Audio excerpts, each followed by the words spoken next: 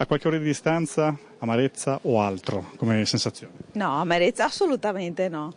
Rimane tutto l'entusiasmo che abbiamo profuso in questa scommessa. Chiaro, il risultato non è esaltante, questo insomma è un dato oggettivo.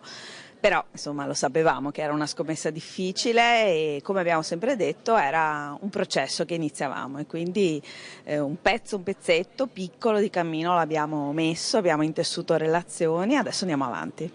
Ho appena sentito Felice Casson che ha parlato di ciclone Zaia, penso sia un commento abbastanza comune, ma era prevedibile questa vittoria del personaggio prima che del partito? Ma prevedibile forse in questi termini no, almeno dal mio punto di vista. Mi sembra che i veneti abbiano la memoria un po' corta rispetto a quello che è successo in questo territorio. Questa è la sorpresa più grande.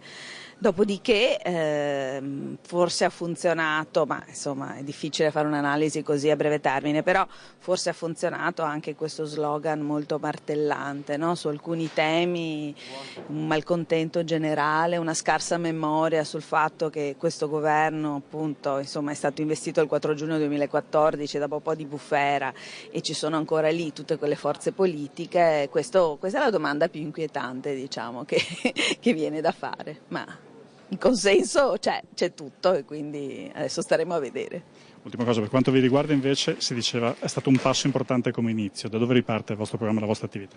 Allora, intanto ripartiamo proprio da tutte quelle relazioni che siamo riusciti a costruire in questa campagna che è stata davvero un patrimonio di relazioni.